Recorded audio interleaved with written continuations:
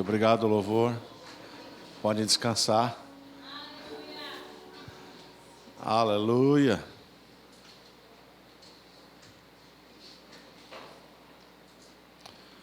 Para que eu não dei, graça e paz vos sejam multiplicadas no pleno conhecimento do Senhor. Aleluia. Quem está pronto para receber um pouco mais da palavra? Vocês estão sendo ministrados já faz tempo já, né? Desde que começou o culto até agora, só tem sido palavra, né? Aleluia. Essa é a igreja da palavra. Quero ser breve com os irmãos hoje, mas eu quero ser efetivo. Não adianta você falar demais se não ser efetivo e falar de menos e não funcionar. Mas você tem que falar na medida certa para que o Espírito pegue essa palavra e transforme.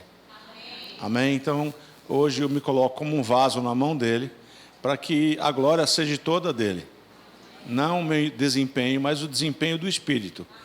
Porque sobre a palavra dele é que vai fluir a unção. Amém, queridos? Abre comigo lá em Lucas, capítulo 15, versículo 1. Eu vou tentar, dentro da graça que me é disponibilizada por Deus, transmitir para os irmãos algo que está no meu coração. Desde Campina Grande até aqui, eu já entreguei essa palavra lá em Santos, só que eu preguei isso em 2 domingos, porque era um tema mais extenso e o resultado aconteceu. Porque tudo que vem de Deus acontece, né? Aqui, irmãos, eu quero ler um texto para você.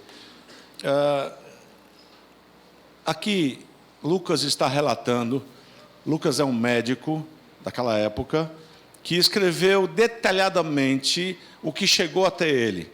Então, você, quando lê o livro de Lucas, que é o Evangelho de Lucas, você vai ter entendimento de alguém que detalhadamente procurou escrever o que aconteceu com Jesus, desde do nascimento dele até a morte dele. Então, aqui nessa passagem, Lucas, quero que o pastor da mídia coloque aqui, 15, 1, isto. Existe uma situação no qual Jesus viveu, e eu quero já iniciar a dizer para você, não reaja na carne. O pastor falou que debaixo da unção, então vai fluir para você. Você está livre de andar na carne? Amém, eu aceito pela fé. Mas você não anda pela carne, nunca andou.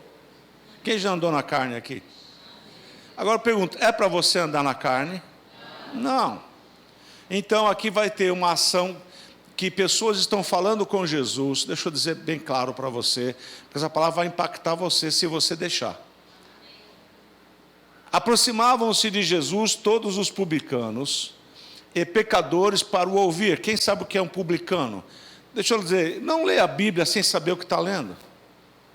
Procura saber o que é um publicano. Um publicano, deve ser da República. Não, irmãos.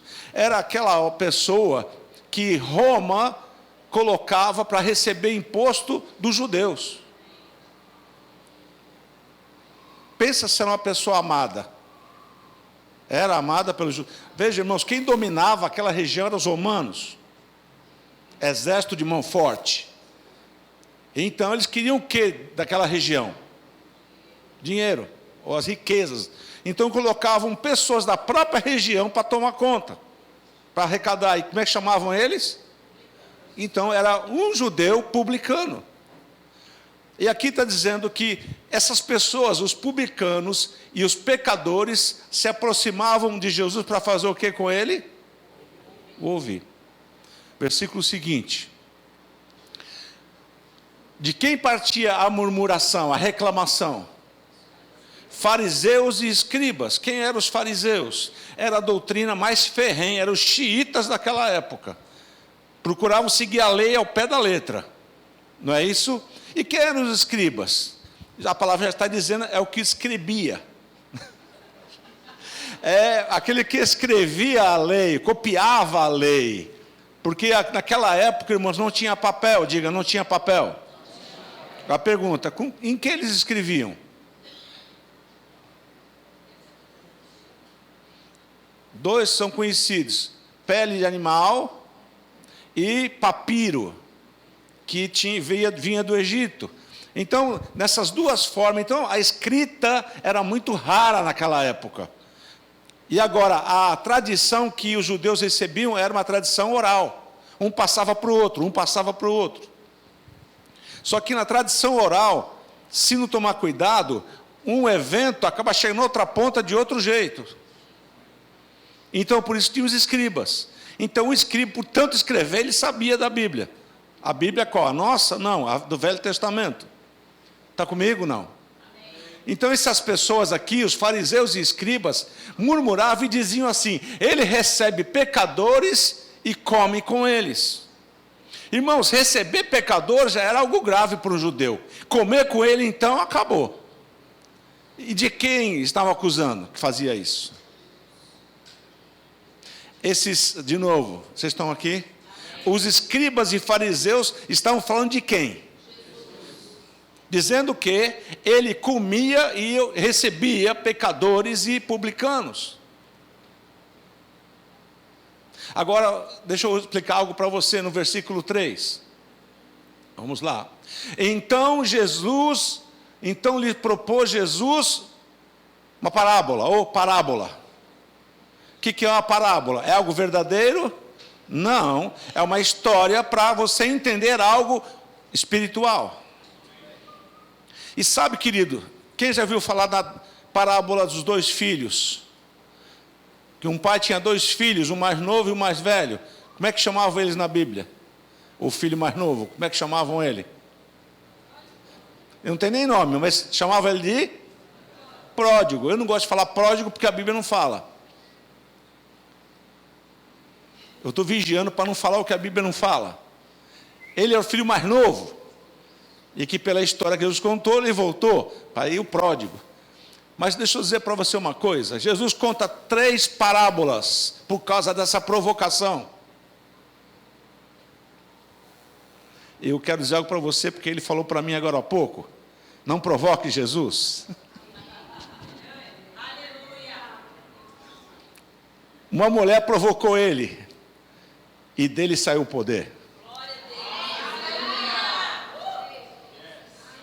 Esses homens não sabiam com quem estava falando. Esses escribas e fariseus não sabiam com quem estavam falando.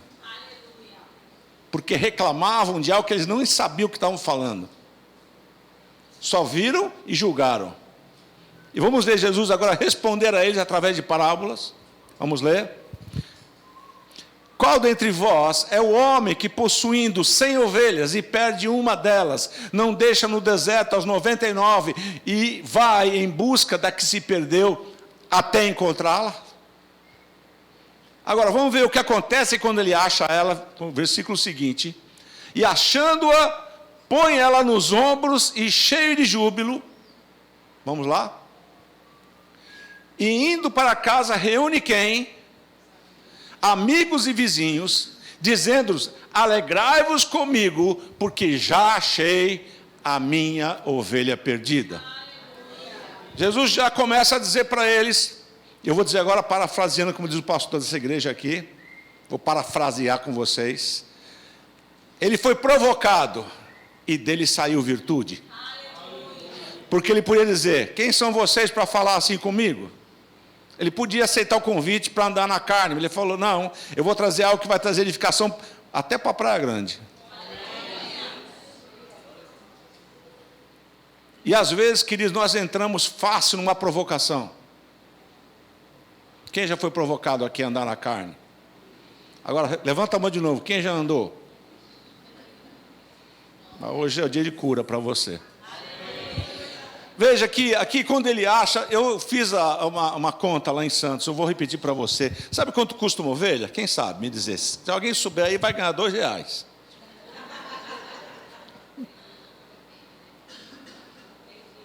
Vamos lá? Alguém sabe? Não, mas o Google ensina a gente hoje, né? Hoje em dia, né? Vamos lá. Em média, depende da ovelha, se ela que ela produz outra ovelha ou não. Tem vários tipos de ovelha. Vamos pegar uma ovelha comum. Custa a média de R$3.000. Quantas ovelhas ele tinha? 100. Isso dá quanto? Quem sabe fazer conta aí? 300 mil reais ele tinha. Perdeu quanto? 3 mil. Sobrou quanto? Se fosse tudo, perdeu só 3. Mas Deus está dizendo, ei, eu me importo com os 3. E faço festa quando esses 3 mil voltam para mim. E não faço festa sozinho, eu chamo meus amigos e meus vizinhos. A outra parábola, vamos lá. Pode pular, depois eu falo sobre isso. Versículo 8 agora. Vamos lá. Ou qual é a mulher, segundo a parábola, que tendo 10 dracmas, se perder uma, não acende a candeia e varre a casa e procura diligentemente até encontrá-la? 9. E tendo achado, reúne quem? Ué, Deus gosta, diga para o seu vizinho, Deus gosta de festa. Isso. Ainda achamos outro para participar. Dizendo, alegrai-vos comigo, porque achei a dracma que eu tinha perdido. Agora deixa eu ver para você, quanto custa uma dracma? Alguém sabe aí quem ganha 12 reais?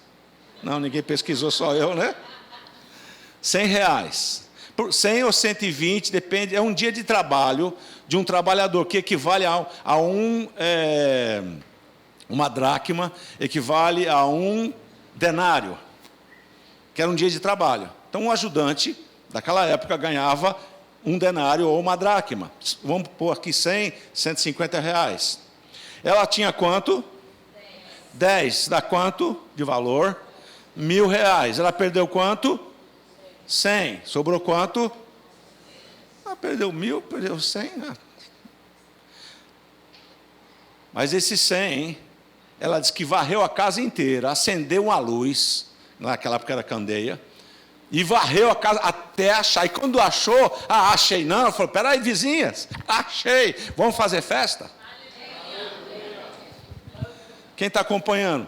Irmãos, provocaram Jesus, olha o que ele fez. Olha só os exemplos que ele está dando, para mostrar uma verdade espiritual. Você está comigo? Amém. Vamos pular então para ver a outra parábola. Pode pular. 11, por favor.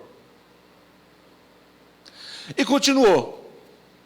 Engraçado que nós sempre falamos desse negócio que vai vir agora aí, mas eu não sabia que estava nesse contexto. Do filho pródigo, que todo mundo prega, filho pródigo, filho pródigo. Mas quando eu estudei, eu falei, Senhor, a Bíblia não fala pródigo. Fala filho mais novo que voltou e se arrependeu. Quem sabe essa história? Eu não vou ler ela toda porque ela é bem longa.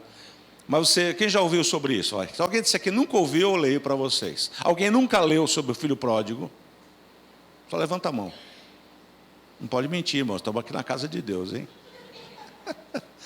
Todo mundo já ouviu, então não vou ler. Não vou ler agora. Quem sabe um outro dia eu leio para vocês. Mas nesse caso aqui, irmãos, é uma coisa muito específica, porque nessa terceira parábola, Jesus, ele especifica com detalhes. O que é que você percebe nessas duas parábolas primeiras? Algo perdido e algo achado. Algo que se perdeu e não se desprezou. Algo que foi perdido e diligentemente foi procurado e foi achado. E quando achado, fez festa. Qual é o recado de Jesus para você hoje? Vamos lá. Percebe que nas 3 parábolas, digo das 3, eu só li 2. Na primeira eram 100 perdidas, 100 possuídas. E quantas perdidas? Na segunda é 10 moedas perdidas, ou que ela tinha, né? Quantas perderam? Uma. E no último 2 filhos. Quantos se perdeu? 1. Olha só a matemática de Deus. Não importa se é 100, se é 10, se é 2, se faltar 1, vai atrás. Porque aqueles homens estavam acusando Jesus de comer com pecadores e publicanos, de andar com eles, conversar com eles, que era proibido. Vocês estão ainda aí? E sabe, Jesus podia entrar na carne e falar coisas para eles que seriam verdadeiras, mas ele preferiu aproveitar essa oportunidade e trazer uma palavra que liberta, e ela vai libertar até você hoje. E sabe de uma coisa, irmãos, eu tenho percebido que nos 3 casos, no primeiro, ele carregou a ovelha nas costas, chamou vizinhos e amigos e fez o quê? Festa. A segunda, varreu a casa, acendeu a candeia, achou a moeda, chamou as vizinhas, as amigas e fez o quê? Festa. E no terceiro, o filho estava vindo ao longe. E sabe, queridos, sabe a história do filho que foi? Ele pediu a herança dele. Deixa eu dizer para você, havia uma herança que era dos filhos. O pai, quando o filho mais novo pediu a parte dele, ele lhes repartiu a herança. Deu para um e deu para outro. O mais velho também recebeu. Só que o mais novo, passado uns dias, foi para uma terra distante e gastou tudo. Diga, falta de sabedoria. Ele não tinha entendimento da aliança que ele tinha com o pai e com a família. Ele torrou tudo que tinha. E lá surgiu grande fome naquela terra. E quando a fome chegou, irmãos, ele não tinha o que comer. Uma pessoa contratou ele para cuidar de porcos. Mas deixa eu dizer algo para você, judeu e porco não se dão bem. Eu não sei se você assiste, eu assisto alguns programas da Aline em Israel, alguns programas lá de Israel, que eu vejo muito Israel. E uma das coisas que eu vi é que eles não têm e não comem carne de porco. Não é nossa doutrina, a nossa doutrina é de Cristo. Todo alimento, depois de oração e recebido com ações de graças, é santificado. Agora, cada um que decide o que come. Não é a igreja que vai decidir para você o que você come. Só recomendamos o que a Bíblia recomenda, não comer sangue de animais. Estão comigo? Não vou entrar nisso, porque não, é um caminho de coelhinho que a gente vai pegando e vai embora, né, para o outro lado. Eu quero ficar na ministração. O judeu não come nada que seja contrário à lei, o judeu mesmo. E sabe de uma coisa? Um judeu, que era ele, que ele está contando uma parábola para judeu, ele estava para cuidar de porcos. Agora eu pergunto, quando ele estava lá, ele tinha tanta fome que ele queria comer a comida que o porco comia, que não era lavagem, era alfarroba. A alfarroba é uma vagem, porque na seca esse alimento sustenta o porco. Estão comigo? E alguns dizem que ele comia comida lavagem, não era lavagem não, a Bíblia fala alfarroba. Irmão, checa o que você está falando e lendo. Seja como os de Bereia, sempre conferindo o que está lendo. E sabe, ele come aquela comida de porco, queria comer e ninguém dava para ele. Até a comida do porco ele não conseguia comer. E ele lembrou de quem? Na verdade não lembrou do pai, lembrou dos empregados do pai. Porque ele era o filho, ele tinha regalias, e de repente ele lembrou de como o pai tratava os empregados. Ele falou, peraí, tem algo errado. O pastor Janduí uma vez ensinando, ele falou que ali tem várias quedas, e essa aí é a última queda que esse homem sofre, que é a queda do cair em si. Irmãos, o pastor pode tentar, a esposa dele pode tentar convencer você, mas você só muda quando você cair em si. A gente cansa de falar, às vezes algumas pessoas, elas não mudam porque não querem mudar. Mas quando elas caem em si, amada, a mudança é instantânea. O que aconteceu com ele? Ele caiu em si e disse, rapaz, eu errei. Olha, pequei contra os céus e contra o meu pai. Eu vou até ele e vou dizer isso e aquilo. E quando ele estava vindo, o que aconteceu? Quando o pai dele viu ele ao longe, o pai correu até ele. Talvez eu e você disséssemos para ele, rapaz, você precisava fazer isso, né? Gastar todo o dinheiro que eu te dei. Rapaz, você não teve discernimento, é uma palavra que está muito em moda, né? Você não teve discernimento. Mas eu vejo aqui, irmãos, a ação de Deus, porque aqui ele está falando de Deus, viu? Caso você não saiba. Jesus está falando de Deus aqui, hein? Deixa eu ler aqui. Muito bem. Lucas 15, 20 fala: então voltou para a casa de seu pai. Quando ele ainda estava longe, seu pai o viu, cheio de compaixão, correu para o filho, o abraçou e o beijou. Aleluia. Agora eu pergunto, o que o filho falou para o pai? Vamos lá ver. E o filho disse: pai, pequei contra o céu e diante de ti, e já não sou digno de ser chamado seu filho. Será que tem resposta para isso?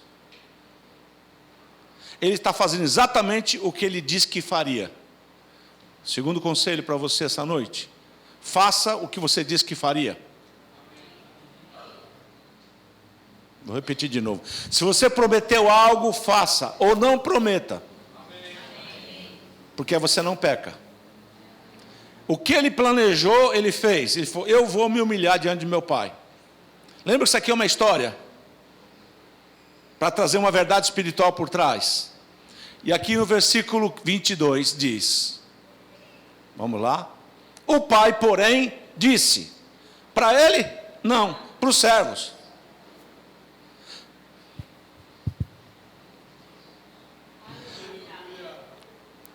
Ao que Jesus me deu quando me converti, irmãos, ele me traria coisas que Jesus viveu, ou que ele falou, e que quando eu falasse as pessoas entenderiam. Como é que chegou esse homem para o pai dele? Eu posso ver pelas coisas que o pai começa a dar para ele. O pai primeiro faz o que nele? Troca as suas vestes. Como é que devia estar? Se veste boa, o pai não pedia para trocar. Será que estava fedida? De quê? Pouco cheira mal? Sim. O que mais? Trazei depressa a melhor roupa, vestiu, põe-lhe um anel no dedo. O que é que significa um anel no dedo? Naquela época, você não está naquela época, você nasceu nessa época, mas naquela época, toda a família que tinha uma certa posição tinha um anel de selo. Era o anel da família. Ele estava sem um anel. E o pai restituiu ele.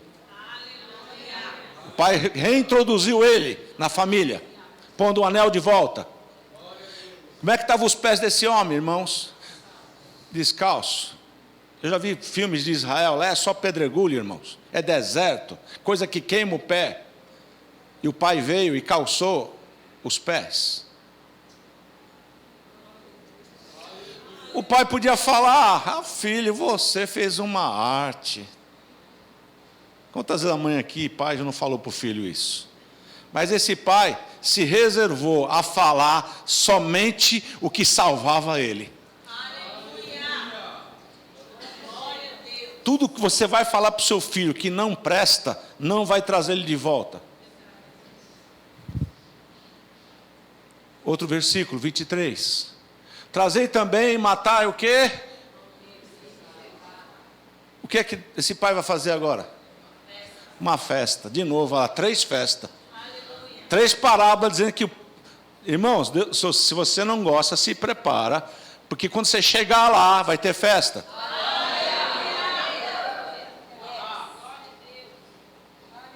Mas a festa, deixa eu te explicar algo aqui que, como diz nosso irmão Vladimir lá de Santos, ele fala assim, né? Veio para mim, quando chega uma inspiração.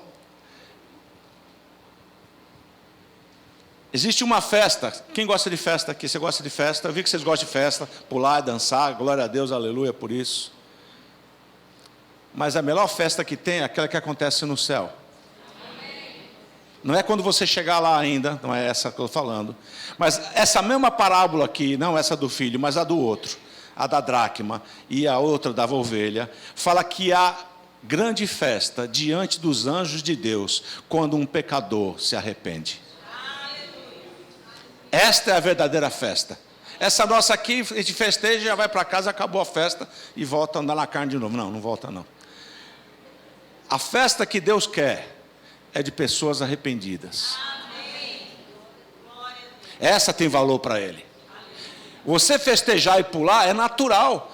Como eu falei hoje para uns irmãos, levou uma agulhada no braço, ai, é reação. Então quando você pula e dança, é só reação. Mas a festa lá no céu, é quando um pecador se arrepende.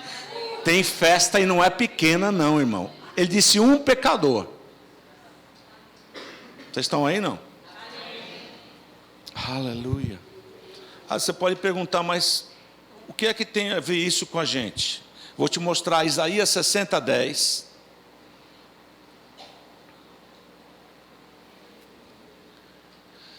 Estrangeiros edificarão os teus muros, e os seus reis te servirão, porque no meu furor castiguei. Sabe o que é isso mesmo? Mas Jesus, está bem diferente. Perdão, é 61:10. Não é essa aqui não, é 61:10. Perdão, o erro foi meu. Isso. Regozijar-me-ei muito no Senhor. Tem uma música que fala isso, né? A minha alma se alegra no meu Deus, porque me cobriu de vestes de salvação e me envolveu com um manto de justiça. Irmãos, aquilo que Jesus está falando está baseado no que Isaías profetizou, irmãos, que Deus colocaria em você no lugar de trapo. Você sabe quando chegou para Jesus, chegou com veste de trapo. Ele tirou de você e colocou vestes, um manto de justiça. Transformou você de pecador em um justo. Ah, mas eu não me sinto. Ei, irmão, não é para você sentir, é para você acreditar. É para você crer no que as Escrituras dizem a teu respeito. Você não é o que você sente. Você é o que Deus disse que você é. Você é aquilo que Deus já falou que você é. Você só tem que andar naquilo que Ele já revelou para você. Ele tirou de você as vestes sujas e te colocou uma veste de justiça. Foi colocado. Jesus está falando exatamente isso. E sabe de uma coisa, irmãos? Ele fala isso para um homem chamado Nicodemos. Em João, capítulo 3, ele começa a falar para um mestre da lei. E ele diz, Nicodemos, importa, ou seja, é necessário que você nasça de novo. Aí Nicodemos olhou para ele. Imagina, eu gosto de fazer um teatro de vez em quando para poder entender melhor. Nicodemos olhou para ele mesmo e disse, pode porventura um homem velho entrar para a barriga de mamãe? Agora eu imagino Jesus ouvindo ele e dizendo assim, meu Deus, me ajuda, Senhor, até quando estarei no meio desse povo? Vocês estão aí, não? Imagina a paciência que Jesus teve com esse homem. E ele falou, você é mestre em Israel. Você não é um qualquer. Você já leu a lei. E você não compreende? Se eu vos falo das coisas daqui, ele falou da coisa daqui, você não me entende? Se eu te falar das celestiais, então. Hello? Deus quer muitos nascidos de novo. Que nascem do Espírito e da água. Sabe, irmãos, Deus está interessado em pessoas que estão prontas para se arrepender. Aleluia. Sabe por quê? Porque existe alguém esperando você do outro lado. Essa história que você ouviu, essas 3 parábolas, eu falei pouco do filho pródigo, do filho mais novo, que se arrependeu e voltou, e o pai fez festa. Nem vou falar do filho mais velho, né, que ficou de bico lá no canto, né? Outro dia, quem sabe, eu falo. Mas o filho mais novo, voltando para casa, o pai, de longe, já foi correndo até ele. E sabe por que ele recebeu tanto o filho? Porque o mais velho reclamou. E o que o pai falou para o mais velho? Porque para o mais velho o pai explicou. Para o mais novo, o pai não falou nada, só recebeu, deu roupa, deu anel e deu sapato. Mas para o mais velho, ele disse, ei, esse teu irmão estava morto e reviveu.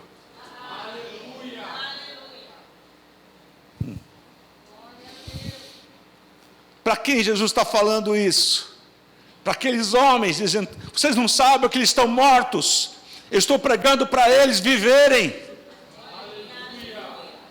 Ou seja, ele podia simplesmente responder, vocês não entendem nada do que eu faço. Mas ele preferiu usar aquela acusação falsa sobre ele, para que as pessoas entendessem qual é o propósito do Filho do Homem. O Filho do Homem não veio para condenar, ele veio para salvar. E esse é o propósito que Deus estabeleceu para a sua igreja também. E eu sei, irmãos, porque eu sei, porque sei, agora vai depender de você. Essa palavra foi lançada sobre vocês e eu sei agora vai ter um retorno.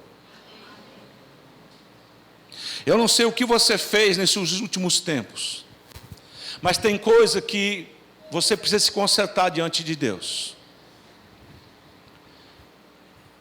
Eu sei porque eu via no meu espírito uma fila de pessoas vindo aqui agora. Eu não quero que você levante se não é você. Se você está em paz com Deus, com você mesmo, não é com você. Mas se há algo em você que você fez e você sabe o que fez, e você que está afastado dos caminhos do Senhor, hoje é o dia. Hoje é o dia. Porque o Pai está de braços abertos, pronto para receber, sem perguntar e sem te acusar do que você fez. E deixa eu dizer, ninguém aqui tem nada a ver com a sua vida. A sua vida é com Deus. E é isso que Ele está interessado, em que você tome uma posição diante dEle. Quando Ele te chama, você vai dizer, eu estou aqui. Deixa eu dizer para você, Davi teve uma experiência dessa com Deus. Quando o profeta chegou para ele e disse, aconteceu isso, isso e isso e isso. Qual é o seu julgamento, rei? Meu julgamento, esse homem é culpado. Aí o profeta falou, está certo, o homem que eu acabei de dizer é você. Qual foi a resposta de Davi? Sabe o que é? A carne é fraca. Não. Ele falou, pequei. A resposta foi instantânea do profeta. O profeta disse, não morrerás. Deus sempre tem uma resposta positiva para aqueles que se posicionam com Ele. Quando você se afasta dele, o diabo se aproxima. É algo automático, irmãos. Deus não vai proteger você. Não, irmão, Deus só não protege se você não estiver debaixo da mão dele. Mas quando você sai debaixo dele, o diabo vai se aproveitar disso. Porque você só está em pé porque o Senhor te protege. Você só está em pé porque você é filho dele, ele guarda você. Porque o teu inimigo, ele não brinca com você. Ele já tentou derrubar você muitas vezes, mas o Senhor sempre te tirou de lá. E Ele está dizendo hoje para você, é tempo de você alinhar. Porque quando você alinha, aquelas bênçãos que Ele prometeu chegam em você. Eu vou repetir uma frase que Deus falou para o pastor Bud, há muitos anos atrás. Ele disse, Bud, aproxima as suas escolas e as suas igrejas, o mais que você conseguir da minha palavra, e eu poderei abençoá-los. Sabe, irmãos, quanto mais próximo à palavra eu estiver, eu estou mais próximo de Deus conseguir me abençoar. Você pode dizer, mas nós já somos sim. Uma coisa é você ser abençoado nas regiões celestiais, outra é você receber elas. Porque é uma posição e uma vida de experiência. Você pode estar cheio de bênçãos e elas não se manifestam. São suas, foi prometido. Eu sou abençoado, mas cadê elas? Não chegam. Foi o que Deus disse para o apóstolo Bud. Aproxima a sua igreja da minha palavra e elas chegam. Aproxima da palavra e elas vão chegar. E elas vão alcançar o propósito. Sabe, irmãos, nós somos abençoados com toda a sorte de bens espirituais nas regiões celestiais. Mas eu preciso delas aqui. Elas têm que descer. Elas têm que descer. E vai descer aonde alguém está alinhado com a palavra. Não está alinhado com a palavra, como Deus disse para Bud, eu não consigo. Eu quero, mas não consigo. Mas Deus não consegue. Como é que pode isso, pastor? Eu acho que pode. Jesus não estava lá em Nazaré? Curou todos, foi? Estão aí, não? Ele estava em Nazaré, na terra que ele nasceu, que dizem que ele nasceu, mas na verdade ele nasceu lá em Belém. Mas ele estava na terra dele. Muitos vieram até ele e não curava. Por que será? Ele não queria. O que é que tinha naquela cidade que impedia ele de curar? Incredulidade. Gente fora da palavra. Gente que não acredita no que Deus fala. Quando você acreditar no que Deus fala, vai trazer resultado para a tua vida. Pode ser algo sensacional ou algo simples. Deus não se impressiona. Eu vou dizer para você o que Deus se impressiona. O centurião romano, ele disse: nunca vi fé como essa em toda Israel. Impressionado. Irmãos, para um homem impressionar Jesus, precisou muito. Então nós achamos que a nossa fé impressiona ele. O que eu danço e pulo também impressiona. Não, é reação normal. Se você meter o dedo na tomada, você vai dar um pulo. E vai dizer, ui! É uma reação. Quando a unção se manifesta, tem reação no corpo. Isso é sensacional, é para quem nunca viveu. Existe uma reação, mas sabe, irmãos, aquele que é em você chama-se arrependimento. Ele não veio salvar justos, ele veio salvar os pecadores. Então, se um de vocês quiser levantar aqui, eu vou impor as mãos sobre você. Você vai sair daqui sem esse peso que você está carregando. Deixa eu dizer para você, alguns diziam assim, eu não vou porque vão saber que eu estou em erro. Eu pergunto, você quer sair com ele daqui, sem ele? A decisão é sua. Jesus estava em certos lugares, irmãos, ele não curou a todos. Por quê? Porque nem todos foram a ele. Mas todos que foram a ele, receberam cura. Os que tocaram nele foram curados. Os que se aproximavam dele foram curados. Os que foram levados até ele foram curados. Havia muitas viúvas em Israel, mas somente a uma foi enviado o profeta. Sabe, irmãos, existe condição que Deus estabelece, e sabe uma coisa? Ele é soberano nisso. Ele não vai abrir para você. Ah, Deus me cura eu aqui sentado, quietinho aqui. Não, irmãos, existe uma posição. E essa posição ele não vai abrir mão. Então, se é você, eu não sei, irmãos, deixa eu dizer para você, eu sou pastor, eu tenho um chamado pastoral, alguns que me conhecem me chamam de pastorzão, porque há uma unção que flui. Eu não sou profeta, talvez você gostaria que tivesse aqui um profeta hoje, desse chute na parede, cambalhota e tal, e milagres acontecendo. Cada um, irmãos, vai receber segundo o que você recebe da parte dele. Se você recebe um profeta no caráter de profeta, recebe galardão de profeta. Se você recebe um pastor no caráter de pastor, você vai ser apacentado. Vai levar com cajadada na cabeça, mas vai sair daqui curado. Aleluia. Cada um no seu chamado. Eu não quero, irmão, ser um Zé Roberto. Eu não quero ser um pastor, apóstolo Sérgio Pessoa. Eu sou Luiz Fernando e ele é Sérgio. São duas pessoas diferentes, duas unções diferentes. Eu nunca vou andar na unção dele, provavelmente, mas eu posso andar com aquele que dá a unção. E ele vai fazer a diferença. E se ele quiser que milagre aconteça hoje aqui, vai acontecer. Se ele quiser que o dom da fé opere hoje aqui, vai operar, porque ele é o dono. Ninguém é dono de dom nenhum, irmãos. Quando chegarmos no céu, vai devolver tudo para ele. Porque lá não vai precisar curar ninguém. Lá não precisa fazer milagre com ninguém, já está tudo feito. O milagre é para aqui e agora. Aleluia. Algum corajoso? Quem é você? Aleluia. Faz fila aqui, porque Deus mostrou uma fila nesse corredor.